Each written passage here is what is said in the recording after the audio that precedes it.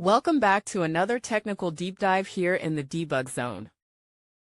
Today we're tackling a big question and breaking it down with insights from other users. Hopefully this clears up some misconceptions and helps you get the answer you need. So buckle up, stay a little curious, and let's jump right in.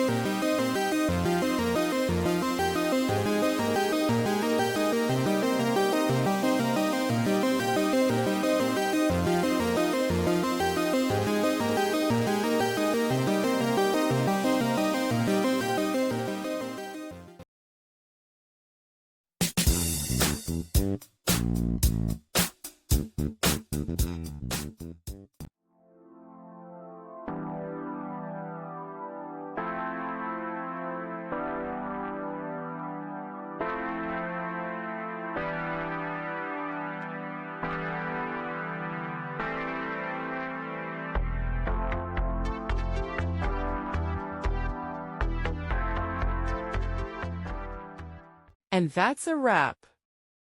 I hope you found the answer you were looking for.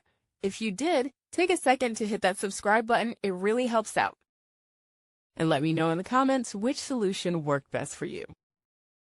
See you next time in the Debug Zone.